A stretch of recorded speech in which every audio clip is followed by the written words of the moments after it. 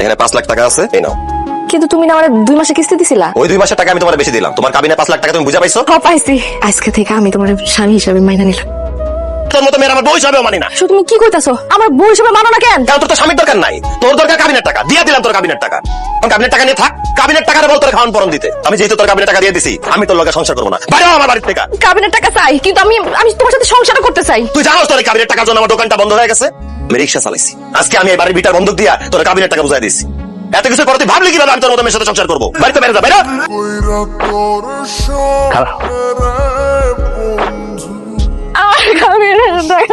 তোর কি হয়েছে?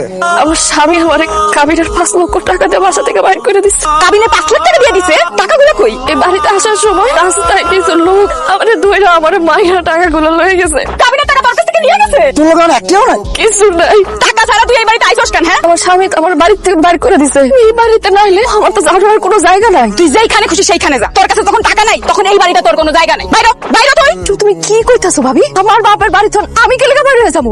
এইটা তোর বাপের বাড়ি আছিল, এখন আর তোর বাপের বাড়ি নাই। তুই কাবিনে টেলে যেতে পারলি না, এখন কি আমি তোর এই বাড়িতে বয়ে বয়ে খাওয়ামো পড়ামো? এবার কে বাইরো? দুইজনের কথায় আমি আমার স্বামীর কাছ থেকে কাবিনে টাকা চাইছি। আমি তার ভালোবাসার দিকে না তাকায় তারে প্রেসার দিয়া কাবিনের টাকা আদায় করছি। সে তোমরা আমারে কইতাছো আমার বাপের বাড়ি থেকে বাইরে যাইতে? তুমি এত নিমক হারাম, এত বেঈমান। মুখে বেঈমান করবি না। আমরা তোর টাকা চাইতে কইছি দেখে তুই টাকা চাইবি না? তুই লোভে পড়ে তোর জামাইয়ের কাছ থেকে তুই কাবিনে টাকা চাইছস। কদিন পর দেখা যাইবো সম্পত্তির ভাগ চেয়ে বইছে। যা, তোর যদি ঝাড়ু দিয়ে ফিটা বের করে দিবা। শাহিন, শাহিন, আমার স্বামী শাশুড়ি ননদরা কই? ওনার এই বাড়িতে নাই।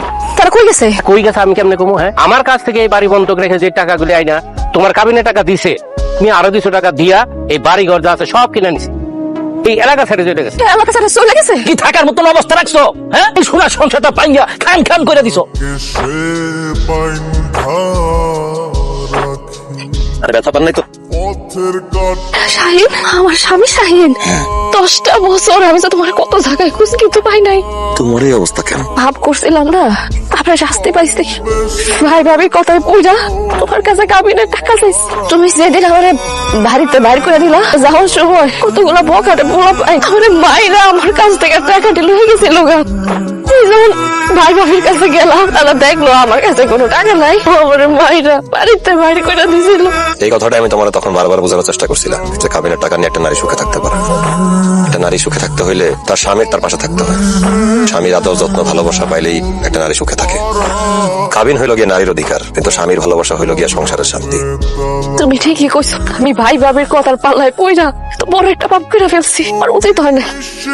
আমার কাবিনের টাকা আমারে সুখ দিতে পারে না, আমার কাবিনের টাকা আরো আমারে ধ্বংস করছে, সুখের সংসারটা ধ্বংস করছে।